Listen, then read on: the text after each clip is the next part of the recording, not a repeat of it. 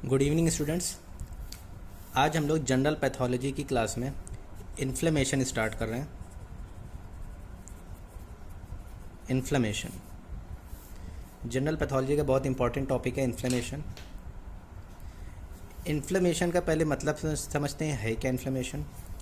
Inflammation का अगर English में मतलब देखें, इन्फ्लेमेशन अगर ये एक वर्ड है तो इसका मतलब होता है इन्फ्लेमेशन। इन्फ्लेमेबल मतलब होता है ज्वलनशील, तो इन्फ्लेमेशन मतलब जलना। तो इन्फ्लेमेशन मतलब होता है जलना अगर इंग्लिश में बात करें। ठीक, इन्फ्लेमेशन इसलिए कहा गया है क्योंकि जब ये बॉडी में इन्फ्लेमेशन होता है तो वहाँ पर जिस एरिया में इन्फ्लेमेशन है वो गर्म हो जाता है और रेड यानी लाल हो जाता है। जिस एरिया में इन्फ्लेमेशन होता है वो एरिया गर्म भी फील होता है और लाल भी दिखता है, जिसकी वजह से इसको इन्फ्लेमेशन बोला, यानी जलना।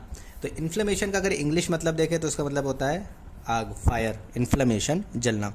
इन्फ्लेमेबल नाम सुना होगा, ज्वलनशील चीज़ों को बोलते हैं इन्फ्लेमेबल। तो इन्फ्लेमेशन यानी जलन। लेकिन अगर पैथोलॉजी में देखें कंप्लीट मतलब इन्फ्लेमेशन का क्या है, तो इन्फ्लेमेशन एक हमारी बॉडी का रिस्पॉन्स है। हमारी बॉडी का रिस्पॉन्स है। रिस्पॉन्स मतलब होता है कि हमने किसी को कुछ दिया, उसके बदले में उसने हमें रिव्यू क्या दिया, रिस्पॉन्स कैसा दिया। तो बॉडी अपने आप नहीं इन्फ्लेमेशन स्टार्ट करती है, वो उसका रिस्पॉन्स है, किसी चीज़ का रिस्पॉन्स दे रही है। क्या हो सकता है, वो डैमेज का रिस्पॉन्स है। अगर हमारी बॉडी में डैमेज हो रही है कोई भी एरिया, टिश्यू, सेल, तो उसके बदले बॉडी उसकी रिस्पॉन्स में इन्फ्लेमेशन क्रिएट करती है, उसको बोलते हैं रिस्पॉन्स। हमारी बॉडी ने रिस्पॉन्स दिया। फ़ायदा क्या था रिस्पॉन्स का, उस डैमेज को कम करने का, मिनिमाइज एंड रिपेयर, बाद में उसको ठीक भी करना है ताकि हीलिंग हो सके। तो हमारे बॉडी में किसी भी टिश्यू में अगर डैमेज होता है तो सबसे पहला स्टेप होता है इन्फ्लेमेशन। इन्फ्लेमेशन स्टार्ट होगा यानी वहाँ पर कुछ रिस्पांस दे रही बॉडी। वो रिस्पांस इम्यून सिस्टम से रिलेटेड होता है, क्योंकि डैमेज को कंट्रोल करने का जो सिस्टम हमारे पास है वो है इम्यून सिस्टम। अब ये डैमेज कई प्रकार का हो सकता है। सेलुलर डैमेज में इसको डिस्कस किया है। ये फिजिकल डैमेज भी हो सकता है। फिजिकल डैमेज मतलब चोट लगना फिजिकल डैमेज। किसी भी शार्प ऑब्जेक्ट से यानी चाकू छुरी से चोट लग सकती है। ब्लंट ऑब्जेक्ट यानी डंडे से चोट लग सकती है। एक्सीडेंट हुआ, ज़मीन से टकरा गए, कार से टकरा गए, तो ये ब्लंट ऑब्जेक्ट है। धारदार चीज़ें अलग होती हैं और ब्लंट चीज़ें अलग होती हैं। दोनों ही फिजिकल ट्रॉमा में आते हैं, फिजिकल डैमेज। सेकेंड क्या हो सकता है, ये केमिकल हो सकता है। केमिकल डैमेज हो सकता है, एसिड से जल गए, बेस यानी एल्कली से जल गए, ये कहलाते हैं केमिकल डैमेज। थर्ड और क्या हो सकता है, थर्मल डैमेज। थर्मल यानी टेम्परेचर से रिलेटेड। बहुत गर्म चीज़ हो तो हॉट डैमेज और ठंडी हो तो कोल्ड, तो ये थर्मल में दोनों चीज़ें आती हैं। गर्म चीज़ों से भी डैमेज होता है, ठंडी से भी होता है। बहुत ज़्यादा ठंडक में फ्रॉस्ट बाइट हो जाता है, उसमें भी सेल डैमेज होती हैं। तो टेम्परेचर से रिलेटेड अगर डैमेज हो रहा है सेल में तो उसको बोलते हैं थर्मल इंजरी। नेक्स्ट बहुत इंपॉर्टेंट है इन्फेक्शन। कोई माइक्रो ऑर्गेनिज्म ने बॉडी पे इन्फेक्शन कर दिया, यानी virus, bacteria, protozoa, fungus, nematodes, ये सब कराते हैं इन्फेक्शन। हमारी बॉडी पर डैमेज हुआ है माइक्रो ऑर्गेनिजम्स की वजह से, तो उसमें भी सेल की डैमेज होती है और इन्फ्लेमेशन स्टार्ट होगा। बात ज़रूर ध्यान रखना, इन्फेक्शन वर्ड अलग है और इन्फ्लेमेशन अलग है। इन्फेक्शन अलग है, इन्फ्लेमेशन अलग है। जो तुम लोग नाम पढ़ते हो, आइटिस लगा होता है किसी भी नाम के बाद, आइटिस यानी गैस्ट्राइटिस, स्टमक में सूजन गैस्ट्राइटिस, लिवर में सूजन हिपेटाइटिस। तो आइटिस का मतलब इन्फ्लेमेशन होता है, ना कि इन्फेक्शन। एग्जाम्पल के तौर पे अगर हम कह रहे हैं गैस्ट्राइटिस, तो बहुत लोग को कन्फ्यूज़न रहता है, गैस्ट्रिक मतलब होता है स्टमक और आइटिस मतलब होता है इन्फेक्शन। नहीं, आइटिस मतलब होता है इन्फ्लेमेशन। अब ये इन्फ्लेमेशन इन सारी चीज़ों की वजह से हो सकता है। पेट में सूजन आई है उसको बोलते हैं गैस्ट्राइटिस। पेट में इन्फेक्शन से सूजन आई है तो गैस्ट्राइटिस कहेंगे, ड्यू टू इन्फेक्शन है। क्लियर, आइटिस का मतलब इन्फ्लेमेशन। तो गैस्ट्राइटिस, हेपेटाइटिस, कार्डाइटिस, ये सारी चीज़ें इन्फ्लेमेशन को शो करती है। तो इन्फेक्शन से अगर डैमेज हुआ है तो उसमें इन्फ्लेमेशन आएगा। बहुत कॉमन मैकेनिज्म है इन्फेक्शन से। इसके अलावा क्या हो सकता है, ऑटो इम्यून, और लास्ट हो सकता है रेडिएशन। ये सारी मैकेनिज्म है सेल को डैमेज करने की। किसी भी वजह से अगर डैमेज स्टार्ट होता है तो वहाँ पर सबसे पहला रिस्पांस बॉडी का इन्फ्लेमेशन होता है। इन्फ्लेमेशन एक लोकल बॉडी का रिस्पांस है, पूरी बॉडी में नहीं होता है। जहाँ पर डैमेज हुआ है बस वहाँ पर हो रहा है, इसलिए इसको कहते हैं लोकल रिस्पांस। तो इस रिस्पांस में बॉडी करती क्या है, यही हम लोग डिस्कस करेंगे। तो इन्फ्लेमेशन के कार्डिनल साइंस क्या है? कार्डिनल मतलब उसके स्पेशल साइंस कह सकते हैं। कार्डिनल साइंस क्या है? उसके मेजर साइन क्या क्या चीज़ें मिलती हैं? तो कार्डिनल साइंस 5 होते हैं। हमारे इन्फ्लेमेशन में जिस बॉडी ऑर्गन पे इन्फ्लेमेशन स्टार्ट हो रहा है उसमें क्या क्या देखने को मिलेगा उसको बोलते हैं साइन। तो कार्डिनल साइन इसके क्या क्या होंगे? पिछली टॉपिक में भी इसको डिस्कस कर चुके हैं कि कार्डिनल साइंस ऑफ इन्फ्लेमेशन वो क्या होंगे। सबसे पहले वो एरिया गर्म फील होगा जिसी वजह से उसको इन्फ्लेमेशन बोल रहे हैं। तो वार्म, वो एरिया, वो टिश्यू जितनी जगह पर रिस्पॉन्स हुआ है इन्फ्लेमेशन का वो वार्म होगा। और इसको अगर लैटिन वर्ड में देखें तो बोलते हैं कैलोर। कैलोरी से बनता है कैलोर। कैलोरी क्या होती है? एनर्जी की यूनिट है। तो लैटिन वर्ड में इसको बोला कैलोर। तो पहला हो गया वार्म, जिस ऑर्गन पे जिस बॉडी के टिश्यू में इन्फ्लेमेशन हो रहा है वो पहली बात तो वार्म होगा। दूसरा साइन क्या मिलेगा? वो रेड दिखेगा, रेडनेस बढ़ जाती है, वो एरिया लाल दिखेगा। इसको क्या बोलते हैं लैटिन वर्ड में? रूबॉर। रूबॉर, रूबॉर नाम होता है, रेड से रिलेटेड होता है, रूब्रम, रूबॉर। तो रेड से, आर से रेड, आर से रूबॉर। इसको मेडिकल नाम में एरिथमा भी कहते हैं। एरिथ्रोसाइट होती है, एरिथ्रोसाइट मतलब लाल सेल, आरबीसी को बोलते हैं एरिथ्रोसाइट। तो एरिथ्रो मतलब भी होता है रेड, रूबॉर मतलब भी होता है रेड। तो एरिथमा भी कहते हैं। रूबॉर लैटिन नाम है और रेडनेस कॉमन नाम है। थर्ड क्या हो सकता है? उस जगह पर स्वेलिंग आ जाएगी, स्वेलिंग आएगी। इन्फ्लेमेशन में सूजन आ जाती है जिस जगह पर इन्फ्लेमेशन है, उसको लैटिन में बोलते हैं ट्यूमर। ट्यूमर कह सकते हैं, ट्यूमर। वो ऑर्गन स्वेल कर गया यानी इडिमा आ गया, उसको बोलते हैं मेडिकल नाम में इडिमा। पहला हो गया वार्म, दूसरा रेडनेस, तीसरा स्वेलिंग, चौथा और क्या हो सकता है? पेन। उस जगह पर पेन होता है, पेन को लैटिन में बोलते हैं डेलोर। तो कैलोर, रूबॉर, टिमोर, डेलोर ये लैटिन नाम है। याद रख पाओ तो अच्छी बात है, वरना कोई ज़रूरत नहीं है इसको याद रखने की। साइन के मतलब समझ में आने चाहिए कि वार्म हो सकता है, रेडनेस, स्वेलिंग और पेन। लैटिन के नाम है कैलोर, रूबॉर, टिमोर, डेलोर। क्लियर? ये नाम दिए किसने थे? चार, जो ये वाले चार हैं ये तो बताए थे सेल्सस ने, एक साइंटिस्ट थे सेल्सस। उन्होंने ये 4 साइन बताए थे कि इन्फ्लेमेशन में 4 साइन होते हैं, कैलोर, रूबॉर, टिमोर, डेलोर। यानी वार्म होगा, रेड होगा, स्वेलिंग आएगी और पेन होगा। लेकिन उसके बाद एक 5वां और ऐड किया गया, लॉस ऑफ फंक्शन। जिस ऑर्गन में इन्फ्लेमेशन स्टार्ट हो रहा है उसका फंक्शन कुछ ना कुछ कम हो जाएगा, लॉस हो जाएगा, वो ऑर्गन उतने अच्छे से काम नहीं कर पाएगा। तो इसको बोला लॉस ऑफ फंक्शन। लैटिन में अगर इसको लिखे तो फंक्शन लैसा, फंक्शन LAESA, फंक्शन लैसा। तो 5 नाम क्या हुए? रेडनेस, वार्म, स्वेलिंग, पेन और लॉस ऑफ फंक्शन। इसको अगर एग्जांपल के तौर पे समझे कैसे इन्फ्लेमेशन होता है, तो एग्जांपल के लिए तुम लोग सब ने ये बात हो सकता है फील की हो कि कभी भी अगर बी स्टिंग हो जाए, बी स्टिंग यानी मधुमक्खी का डंक लग जाए, मधुमक्खी ने काट लिया, तो वहाँ पर इन्फ्लेमेशन के सारे साइन तुमको देखने को मिलेंगे। ऊपर स्किन से ही दिखाई देता है, इंटरनल ऑर्गन में नहीं। ऊपर स्किन पे अगर बी स्टिंग हो गया यानी मधुमक्खी ने काट लिया तो क्या क्या होता है? बचपन में या कभी ना कभी लाइफ में किसी ना किसी ने, हर किसी ने ये एक्सपीरियंस ज़रूर किया होगा। नहीं हो तो कोई और चींटी ने काट लिया, मच्छर ने काट लिया, वो सब डैमेज होता है, सेल में डैमेज है। कैसे डैमेज करते हैं? वो कुछ केमिकल डाल देते हैं हमारी स्किन में। मच्छर काटता है तो वो एक एंटीकोआगुलेंट डालता है जिसकी वजह से एलर्जी होती है और वहाँ पर केमिकल रिलीज होने से डैमेज हुआ और उससे इन्फ्लेमेशन स्टार्ट होता है। तो क्या क्या साइन दिखते हैं? अगर बी स्टिंग हुआ, इमेजिन करना, वो एरिया वार्म हो जाता है, रेड हो जाता, गर्म हो जाता है। जहाँ पर मधुमक्खी ने काटा या मच्छर ने काटा, चींटी ने काटा, तो वो एरिया गर्म होगा क्योंकि इन्फ्लेमेशन हो रहा है तो गर्म होगा।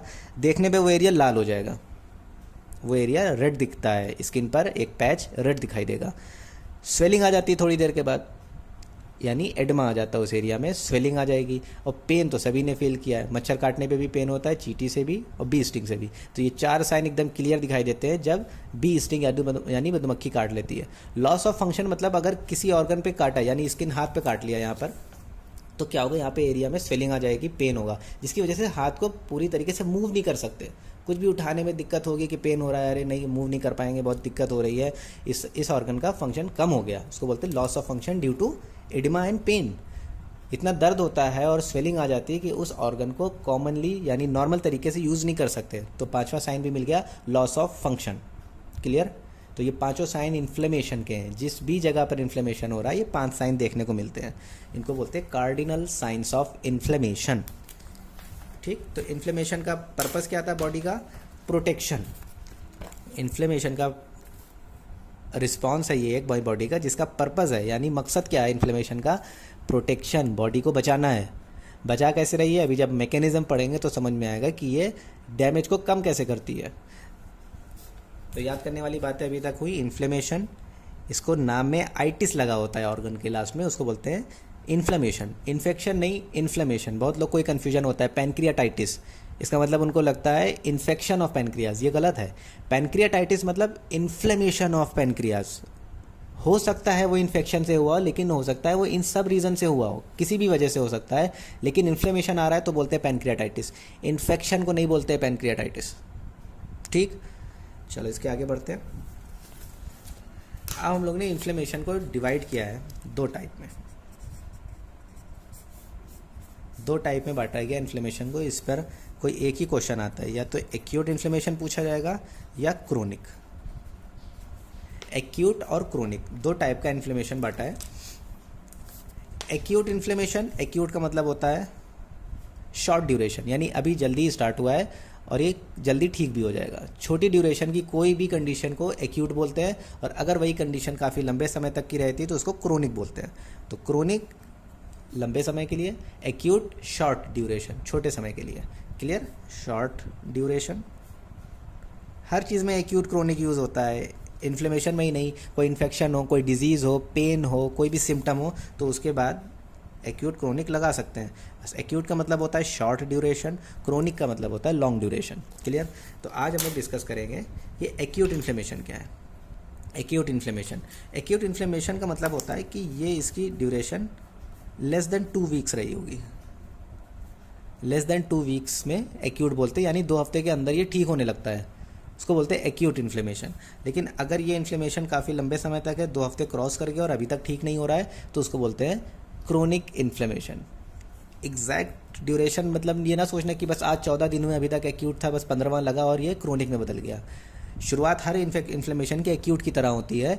अगर वो परसिस्ट कर गया, यानी जिस वजह से इन्फ्लेमेशन स्टार्ट हुआ था वो लंबी खिंच गई, तो वो क्रोनिक में कन्वर्ट हो जाएगा। एग्जाम्पल के तौर पे मान लो किसी को न्यूमोनिया हुआ, ठीक है, एल्वुलाई में डैमेज स्टार्ट हुआ बैक्टीरिया से, तो वहाँ पर इन्फ्लेमेशन स्टार्ट हुआ। उस इन्फ्लेमेशन का आउटकम क्या होगा? या तो हो सकता है वो ठीक हो जाए। क्लियर। ठीक हो गया 2 हफ्ते के अंदर, तो एक्यूट इन्फ्लेमेशन था, हमारी बॉडी के इम्यून सिस्टम ने बहुत अच्छा काम किया, दवाओं से चाहे इम्यूनिटी से वो ठीक हो गया।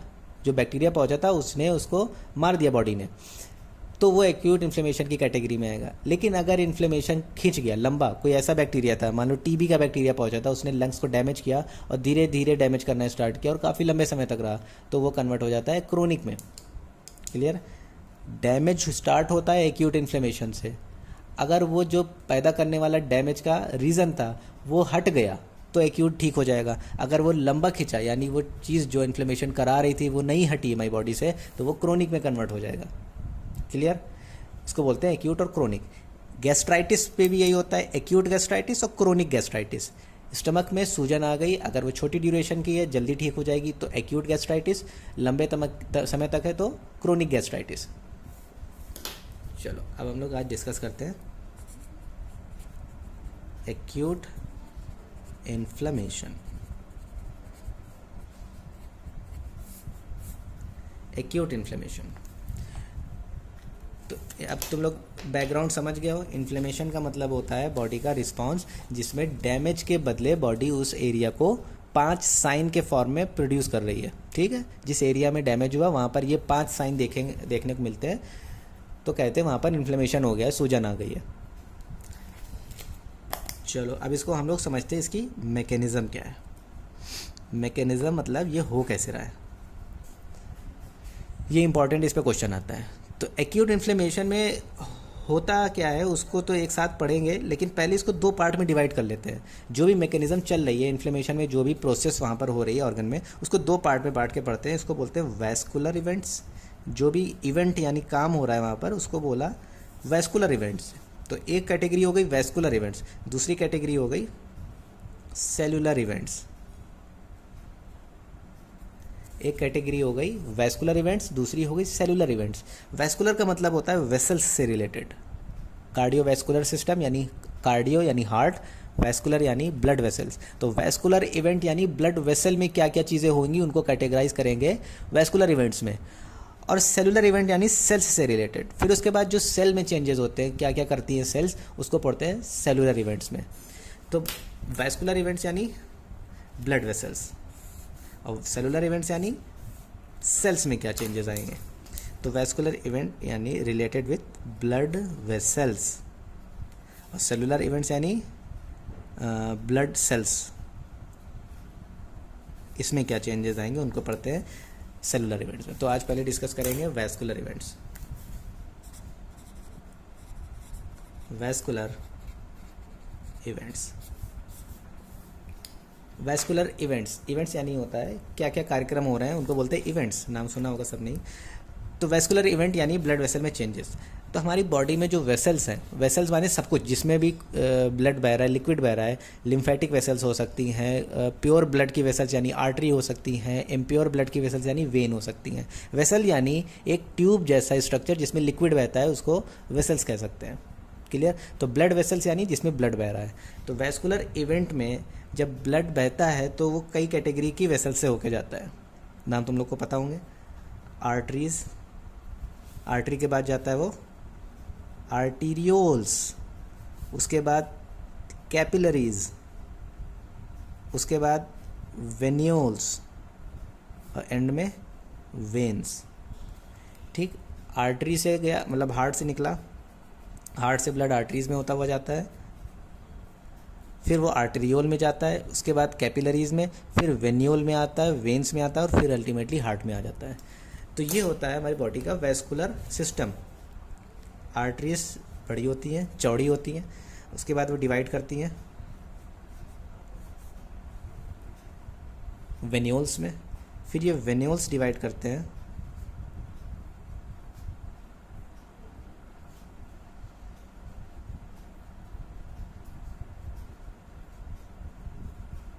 कैपिलरीज में। ठीक, एक बहुत घना जाल बन जाता है बिल्कुल महीन महीन वेसल्स का, उनको बोलते हैं कैपिलरीज। माइक्रोस्कोपिक होती हैं, बहुत महीन वेसल्स, और उसके बाद फिर ये ऐड हो जाती हैं ऐसे ही वेन्यूल्स के फॉर्म में, और वो वेन्यूल्स मिलके बनाती हैं वेन। ये हो गई आर्टरी, इधर से ब्लड गया, ये छोटी छोटी और आर्टरियोल्स में बट गई, आर्टीरियोल्स यानी छोटी आर्टरी। अभी ब्लड प्योर है यानी ऑक्सीजन वाला है, ऑक्सीजनेटेड। उसके बाद कैपिलरीज, ये टिश्यू में ऑक्सीजन को छोड़ने का और वहाँ से कार्बन डाइऑक्साइड लेने का काम करती हैं। एक्सचेंज कैपिलरीज में ही होता है, और उसके बाद फिर वो सब गंदा ब्लड लेके एक साथ जुड़ जाती हैं और उनको बोलते हैं वेन्यूल्स, और एंड में वेन्स बना के वो वापस चली जाती हैं। तो ये होता है हमारा vascular system. Arteries, arterioles, capillaries, venules और वेन। तो जब किसी बॉडी ऑर्गन पे चोट लगी, ठीक है, नेक्स्ट क्वेश्चन करते हैं। कोई डैमेज स्टार्ट हुआ, मान लो इन्फेक्शन हुआ। इन्फेक्शन से क्या होता है, बॉडी के सेल्स डैमेज होते हैं और वहाँ पर इन्फ्लेमेशन स्टार्ट होता है। तो सेलुलर इवेंट में जो पहला इवेंट है, अब हम लोग इवेंट्स पढ़ेंगे सेलुलर इवेंट्स। इसमें जो पहला इवेंट है वो होता है वैसो कंस्ट्रिक्शन। हैरानी की बात है, इन्फ्लेमेशन में वैसो कंस्ट्रिक्शन हो रहा है, लेकिन ये बहुत छोटी समय के लिए होता है, बहुत थोड़ी सी देर के लिए होगा। यानी पहला रिस्पॉन्स हमको लिखना ज़रूर है, ये किसी काम का नहीं है वैसो कंस्ट्रिक्शन, लेकिन बॉडी का जो पहला है, जो फर्स्ट रिस्पॉन्स होता है वैसो कंस्ट्रिक्शन, यानी वेसल्स का नैरो हो जाना, सिकुड़ जाना, उसको बोलते हैं वैसो कंस्ट्रिक्शन। वेसल्स खुली हुई थी, वो सिकुड़ के छोटी हो गई, उनके अंदर जो रास्ता था, वेसल्स ये ट्यूब है, ऊपर से देखेंगे अगर आर्टरी को, और वो ऐसे सिकुड़ जाए तो उसको बोलते हैं वैसो कंस्ट्रिक्शन। वेसल्स का रास्ता छोटा होना, उसको बोला वैसो कंस्ट्रिक्शन, और वही रास्ता अगर फैल के बड़ा हो जाए तो बोलते हैं वैसो डायलेशन। वैसो कंस्ट्रिक्शन यानी वेसल्स का नैरो हो जाना, वो कहलाता है वैसो कंस्ट्रिक्शन। ये फर्स्ट इवेंट है। वैसे कॉन्स्ट्रिक्शन सबसे पहला है, लेकिन ये किसी काम का ख़ास नहीं होता और बहुत थोड़े से टाइम के लिए होता है, इसलिए इसको बोलते हैं ट्रांजिएंट। ट्रांजिएंट मतलब होता है वेरी शॉर्ट ड्यूरेशन, बहुत छोटे समय के लिए होता है, क्योंकि इसके बाद वैसोडाइलेशन होना है, वही तो मेन स्टेप है, तभी तो ब्लड ज़्यादा आएगा और वहाँ पर रेडनेस दिखेगी और वार्म हो जाएगा, वो अगले एक स्टेप में पढ़ते हैं। तो वैसो कॉन्स्ट्रिक्शन सबसे पहला इवेंट है, इसमें वेसल्स नैरो हो रही हैं, किसी काम का नहीं होता है, बस बॉडी का पहला रिस्पॉन्स है कि पहले वेसल्स सिकुड़ेंगी बाद में फैलेंगी। तो इसमें ज़्यादा टाइम नहीं वेस्ट करते हैं, नेक्स्ट पे आते हैं। सेकेंड है वैसो डायलेशन। वैसो डायलेशन, इसको वैसो डायलेशन भी लिख सकते हो, वैसो डायलिटेशन भी लिख सकते हो, दोनों इन वर्ड सही हैं। तो वैसो डायलेशन मतलब वेसल्स का वाइड हो जाना, यानी खुल के चौड़ी हो जाती हैं, उनको बोलते हैं वैसो डायलेशन। वेसल्स का रास्ता ऐसा था, ये खुल के चौड़ी हो गई, तो अब इसमें ब्लड ज़्यादा बहेगा, इसको बोलते हैं वैसो डायलेशन। और ये बहुत इंपॉर्टेंट स्टेप है, इसी की वजह से जिस एरिया में डैमेज हुआ है वहाँ पर ज़्यादा ब्लड आएगा, और ब्लड तो हमें ज़्यादा चाहिए क्योंकि वहाँ पर इन्फ्लेमेशन हो रहा है, डैमेज हुआ है तो रिपेयर करना है। इसके लिए वैसो डायलेशन के लिए सबसे इम्पॉर्टेंट वेसल्स होती हैं आर्टेरियोल्स, यानी ये आर्टेरियोल्स में सबसे अच्छा होता है, आर्टेरियोल्स ये वाली। तो पूछें वैसो डायलेशन सबसे ज़्यादा किस में होता है, तो वो होता है आर्टेरियोल्स में। इन्फ्लेमेशन की बात कर रहे हैं, सबसे ज़्यादा वैसो डायलेशन आर्टेरियोल्स, सबसे ज़्यादा ये फैलती हैं आर्टेरियोल्स। कैपिलरी में भी होता है, वेन्यूल्स में भी होता है, आर्टरी वेन सब में होता है, लेकिन मैक्सिमम होता है आर्टेरियोल्स में। ठीक, तो आर्टेरियोल्स में वैसो डायलेशन हो गया, जिसकी वजह से increased blood supply, blood supply बढ़ गई उस एरिया की, इंक्रीज ब्लड सप्लाई। अगर पाइप चौड़ा हो जाएगा तो ब्लड ज़्यादा आएगा और धीमा भी बहेगा, इसकी वजह से स्लो फ्लो ऑफ ब्लड। अब ब्लड धीमा भी बहेगा, पाइप पतला होता है तो तेज़ी से पानी बहता है, पाइप चौड़ा हो जाता है तो फ्लो धीमा हो जाता है, बर्नौलीज थ्योरम याद होगा फिजिक्स में से। तो समझ लो ब्लड वेसल्स की डायलेशन होने से ब्लड सप्लाई बढ़ जाती है, यानी ज़्यादा ब्लड आएगा और वहाँ पर धीमे बहेगा क्योंकि पाइप चौड़े हो गए। इन दो की वजह से क्या होता है, हमको दो साइन देखने को मिलते हैं इन्फ्लेमेशन के, जो 5 साइन थे, warm, redness, swelling, pain and loss of function. तो इसमें 2 साइन हमको इसकी वजह से मिल गए, वैसो डायलेशन से ज़्यादा ब्लड आ रहा है, जिसकी वजह से वो एरिया रेड हो जाएगा, रेडनेस दिखेगी क्योंकि ब्लड ज़्यादा रुक रहा है। दूसरा क्या मिलेगा, जब ब्लड ज़्यादा आ रहा है और ब्लड गर्म होता है इसलिए वार्म हो जाएगा। ठीक, तो 2 साइन हमको वैसो डायलेशन की वजह से मिलते हैं, रेडनेस और वार्म। रेडनेस को बोला रुबोर और वार्म को बोला कैलोर, कैलोरी से कैलोर। तो 2 साइन हमको मिले वैसो डायलेशन की वजह से। वैसो डायलेशन होने का रीज़न क्या है वो हम लोग पढ़ेंगे जब रेगुलेटर्स ऑफ इन्फ्लेमेशन पढ़ेंगे, यानी इन्फ्लेमेशन को रेगुलेट कौन करता है, कौन बताएगा कि ये काम होना है। तो जब सेल्स डैमेज होती हैं तो ब्लड सेल्स और टिश्यू की सेल्स दोनों कुछ केमिकल्स निकालती हैं, बहुत सारे केमिकल्स होते हैं, उन केमिकल्स की वजह से वैसोडाइलेशन होता है। क्लियर। तो अभी स्टेप पढ़ रहे हैं, पहले हम लोग वैसो कंस्ट्रिक्शन, फिर वैसोडाइलेशन, और ये सब वैस्कुलर इवेंट है, वेसल्स में चेंजेस हो रहे हैं। थर्ड आ जाते हैं जो सबसे इम्पॉर्टेंट स्टेप है इसका, जो कहलाता है हॉलमार्क है इसका, वो होता है इंक्रीज्ड वैस्कुलर परमिएबिलिटी।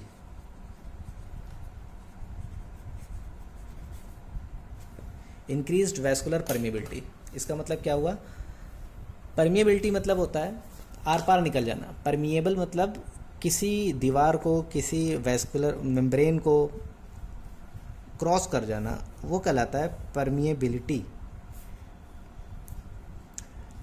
ब्लड बहता है वेसल्स में, वेसल की एक दीवार होती है, इसके अंदर ब्लड बह रहा है, ये ब्लड का सेल या वाटर या केमिकल्स अगर इसके बाहर आए तो उसको बोलते हैं परमिएबिलिटी, कितना आ सकता है बाहर, उसको बोला परमिएबिलिटी। तो हेडिंग का नाम है इंक्रीज्ड वैस्कुलर परमिएबिलिटी, यानी वेसल्स के बाहर निकालने की क्षमता बढ़ गई। अब ब्लड में जो मटेरियल है वो ब्लड से छन के बाहर आने लगेगा, ये प्रोसेस इंक्रीज़ हो जाता है। नॉर्मल भी परमिएबल होता है, तभी तो यहाँ से ऑक्सीजन बाहर आती है और वे कार्बन डाइऑक्साइड अंदर लेता है, ग्लूकोज मिलता है, हार्मोन्स मिलते हैं, केमिकल्स का एक्सचेंज होता है, गैस का एक्सचेंज होता है और लिम्फ का प्रोडक्शन होता है। क्लियर। तो परमिएबिलिटी तो हर वेसल्स में रहती है, तभी तो ब्लड से लेन देन होगा, लेकिन इन्फ्लेमेशन वाले एरिया में ये बढ़ जाती है, उसको बोलते हैं इंक्रीज्ड वैस्कुलर परमिएबिलिटी। और ये इन्फ्लेमेशन का हॉलमार्क है। हॉलमार्क मतलब ये पहचान है, इसको बोलते हैं hallmark of acute inflammation, increased vascular permeability. ये बहुत इंपॉर्टेंट स्टेप है, इसी से पता चलता है कि हाँ अब इन्फ्लेमेशन स्टार्ट हो रहा है। जो बेस्ट हॉलमार्क है, यानी इसको देख के हम कंफर्म हो जाते हैं कि इन्फ्लेमेशन है, ये वो है क्या है? Example, increase vascular permeability, it is hallmark of acute inflammation. ये सबसे ज़्यादा कहाँ होता है? ये सबसे ज़्यादा होता है वेन्यूल्स में। वैसोडाइलेशन आर्टेरियोल्स में हुआ ताकि ब्लड सप्लाई बढ़ सके, और वेन्यूल्स में परमिएबिलिटी बढ़ गई। होता सब में है, परमिएबिलिटी भी सब में बढ़ रही है, लेकिन मैक्सिमम वेन्यूल्स में होती है। तो increase vascular permeability maximum in venules.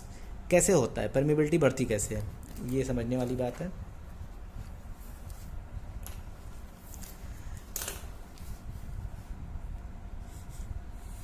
अगर हम एक ब्लड वेसल को देखें, इसकी दीवार काहे से बनी होती है? इसकी दीवार जो सबसे अंदरूनी होती है वो होती है एंडोथीलियम, इसको बोलते हैं एंडोथीलियम। क्लियर? तो ब्लड वेसल की सबसे अंदर की वॉल को कहते हैं एंडोथीलियम। ये सबसे अंदर की लेयर है, इसलिए एंडो और थीलियम, अंदर की लेयर। तो एंडोथीलियम में कुछ गैप्स होते हैं, हल्के हल्के बहुत महीन होते हैं, जिसके बीच से ये केमिकल निकल सकता है। अब क्या हो रहा है, जब एक्यूट इन्फ्लेमेशन स्टार्ट होता है तो सबसे पहला स्टेप जो होता है परमिएबिलिटी बढ़ाने का, वो होता है गैप फॉर्मेशन। अब एंडोथीलियम में गैप बनने लगेंगे, एंडोथीलियम गैप फॉर्मेशन, यानी एंडोथीलियम के बीच की जगह पे गैप आ जाएगा, जगह बढ़ जाएगी। उसको कैसे बताएंगे? अगर एग्जांपल के तौर पे, पहले डायग्राम में क्या था और अगले में क्या चेंजेस आ गए। अब एंडोथीलियम में ऐसे गैप बन गए, ठीक। एंडोथीलियम सेल्स दूर दूर हो गई और उनके बीच में जगह खाली हो गई, इसको बोला गैप फॉर्मेशन। गैप बन गए, गैप जानते हो ना, जगह होना, खाली जगह, उसको बोलते हैं गैप। तो गैप कैसे बने? एंडोथीलियम सेल्स दूर दूर हो गई। तो पहली मैकेनिज्म गैप फॉर्मेशन की हुई, endothelium cells contraction. Endothelium cells contraction, endothelium cells contraction. Contraction किस तरीके से हो रहा है कि उनके बीच की जगह इंक्रीज हुई जा रही है। एंडोथीलियम की सेल्स कॉन्ट्रैक्ट हो गई और उनके बीच में जगह बढ़ गई, इसको बोलते हैं एंडोथीलियम सेल्स कॉन्ट्रैक्शन। इसको कराने वाले भी कुछ मीडिएटर्स होते हैं। मीडिएटर्स यानी कौन करा रहा है इसको? मीडिएटर्स या रेगुलेटर्स कहते हैं। वो इस पर केमिकल आके एक्ट करता है और एंडोथीलियम सेल्स सिकुड़ जाती हैं, कॉन्ट्रैक्ट होती हैं और उनके बीच में गैप बन जाता है, जिससे केमिकल ज़्यादा निकल सकता है। हेडिंग का नाम है इंक्रीज्ड वैस्कुलर परमिएबिलिटी। रीज़न क्या है? एंडोथीलियम सेल्स का कॉन्ट्रैक्शन। एंडोथीलियम सेल्स कॉन्ट्रैक्ट हो गई, चिपकी चिपकी सेल्स रखी थी, अगर सारी सेल्स सिकुड़ने लगी तो उनके बीच में जगह बन जाएगी, उसको बोलते हैं गैप फॉर्मेशन, ठीक। और दूसरा मैकेनिज्म हो सकता है एंडोथीलियल डैमेज। गैप बनने, इंक्रीज वैस्कुलर परमिएबिलिटी के दो तरीके हो सकते हैं। या तो गैप फॉर्मेशन बन जाए, यानी इस पर केमिकल आके एक्ट करेगा। देखो अभी चिपकी चिपकी सेल्स है, अगर ये सेल्स आपस में कॉन्ट्रैक्ट करने लगें तो ये सेल्स सब छोटी हो जाएंगी और बीच में गैप बन जाएगा। तो एक तरीका तो ये हुआ गैप फॉर्मेशन। दूसरा तरीका हुआ एंडोथीलियल डैमेज, यानी ये जो एंडोथीलियम की सेल्स हैं ये खुद अपने आप डैमेज हो जाएं। ये सेल्स डैमेज हो जाएं तो रास्ता बढ़ जाएगा इनसे, तो एंडोथीलियल डैमेज हो सकता है। ये दो तरीके से हो सकता है, या तो ल्यूकोसाइट कराएं यानी WBC कराएं, हमारी बॉडी की खुद WBC करा दें, या फिर डायरेक्ट डैमेज हो जाए, यानी जिस वजह से इन्फ्लेमेशन हो रहा है उससे एंडोथीलियम भी डैमेज हो जाए। मतलब समझे? एंडोथीलियम सेल्स डैमेज हो जाए, ये जो सेल्स हैं ये आपस, ये डैमेज हो गई, ये डैमेज हो गई, तो इसके बीच में जगह बन जाएगी, ठीक। तो डैमेज होने के दो तरीके हो सकते हैं, या तो हमारी बॉडी की WBC डैमेज करें उसको, खुद ही आके उसको तोड़ दें एंडोथीलियम को, या फिर जिस वजह से इन्फ्लेमेशन हो रहा है, physical trauma, infection, radiation, autoimmunity, thermal, इन सब रीज़न से एंडोथीलियम भी डैमेज हो जाए, यानी वेसल्स पे भी चोट लगे, तो एंडोथीलियम के टूटने से एंडोथीलियम में जगह बन जाएगी। इस वजह से एंडोथीलियम की परमिएबिलिटी बढ़ जाती है, इंक्रीज्ड वैस्कुलर परमिएबिलिटी, यानी अब इन जगहों से लिक्विड और सेल्स बाहर आने लगेंगी, टिश्यू में लीक होने लगेगा। ठीक, उसको बोलते हैं इंक्रीज्ड वैस्कुलर परमिएबिलिटी। नेक्स्ट इसके बाद लास्ट पढ़ लेते हैं, 3 4 हो जाएगा। इंक्रीज वैस्कुलर परमिएबिलिटी के बाद स्टेसिस, एक छोटा इवेंट है स्टेसिस। मेन इवेंट यही था, इंक्रीज वैस्कुलर परमिएबिलिटी। तो 2 इसमें सबसे इंपॉर्टेंट है, वैसोडाइलेशन और इंक्रीज वैस्कुलर परमिएबिलिटी। स्टेसिस का मतलब होता है रुकने लगना, कोई चीज़ रुकने लगे तो उसको बोलते हैं स्टेसिस, स्टे करना। तो स्टे से बनता है स्टेसिस, रुकने लगा। तो ब्लड रुकने लगता है, किस वजह से रुकता है? ब्लड की स्टेसिस होती है, जिस जगह पर इन्फ्लेमेशन हो रहा है वहाँ पर ब्लड रुक रहा है। 2 रीज़न से रुक रहा है। पहला रीज़न तो ये हुआ कि वैसोडाइलेशन हुआ है, वेसल्स चौड़ी हो गई इसलिए धीमा बह रहा है।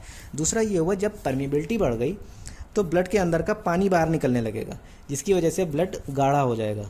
तो ब्लड धीमा भी हो रहा है, ब्लड गाढ़ा भी हो रहा है, इसकी वजह से ब्लड स्टेसिस होने लगती है। 2 वजह से, वैसोडाइलेशन हो रहा है, ब्लड धीमे बह रहा है, और दूसरा वाटर लीक हो रहा है, वाटर लीक आउट, वाटर बाहर निकल गया जिसकी वजह से ब्लड गाढ़ा हो गया। तो ब्लड वेसल चौड़ी हो गई और पानी निकलने से ब्लड गाढ़ा हो गया, जिससे ब्लड रुकने लगता है। जिस जगह पर इन्फ्लेमेशन है वहाँ पर ब्लड धीमा बहता है। क्यों? वैसोडाइलेशन से और गाढ़ा हो जाने से। ये हो गए हमारे 4 वैस्कुलर इवेंट। फिर से समझो, वैसोकॉन्स्ट्रिक्शन यानी वेसल्स का सिकुड़ना, वैसोडाइलेशन यानी वेसल्स का चौड़ा होना है। यहाँ से इंपॉर्टेंट पॉइंट स्टार्ट हो रहे हैं। थर्ड हो गया इंक्रीज वैस्कुलर परमिएबिलिटी, ये सबसे इंपॉर्टेंट स्टेप है, इसको बोलते हैं हॉलमार्क। और 4th है स्टेसिस। तो गैप फॉर्मेशन, वैस्कुलर परमिएबिलिटी कैसे बढ़ रही है? गैप फॉर्मेशन से, यानी एंडोथीलियम सिकुड़ जाएंगे और बीच में जगह बन जाएगी, या फिर एंडोथीलियम डैमेज हो जाएगी। WBC से भी, डायरेक्टली यानी ट्रॉमा, डैमेज, ट्रॉमा, इन्फेक्शन, इसके थ्रू भी एंडोथीलियम डैमेज होती है। तो इस वजह से एंडोथीलियम के डैमेज होने से परमिएबिलिटी बढ़ जाती है। तो अगर एक डायग्राम में इसको बनाने की कोशिश करें तो कैसे बनेगा?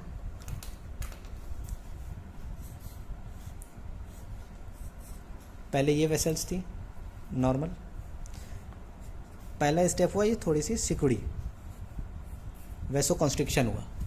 सेकेंड स्टेप क्या हुआ?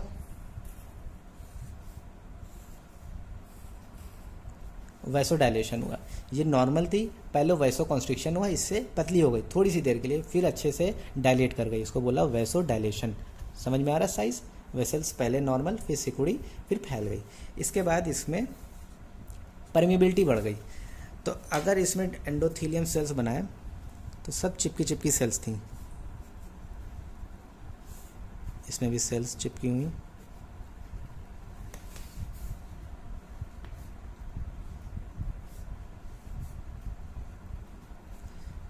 लास्ट स्टेप क्या हुआ? एंडोथीलियम की परमिएबिलिटी बढ़ गई। कैसे बढ़ी? 2 रीज़न से बढ़ी। पहला रीज़न तो ये कि एंडोथीलियम सेल्स कॉन्ट्रैक्ट कर गई, कॉन्ट्रैक्ट यानी सिकुड़ गई। अगर ये सेल्स सिकुड़ जाएंगी तो बीच बीच में जगह खाली हो जाएगी। ये सेल्स अगर सिकुड़ने लगे तो छोटे होने से इनके बीच में जगह खाली हो जाएगी, जिससे ब्लड बाहर निकलने लगेगा। ब्लड, पूरा ब्लड नहीं, ब्लड का मटेरियल, क्लियर, कुछ सेल्स बाहर आएंगी और लिक्विड बाहर आएगा। इसको बोलते हैं इंक्रीज वैस्कुलर परमिएबिलिटी। दूसरा रीज़न हो सकता है एंडोथीलियम डैमेज भी हो जाए। एंडोथीलियम डैमेज हो गई तो वहाँ पे अच्छी खासी जगह बन गई, तो इससे भी बाहर आने लगेगा मटेरियल।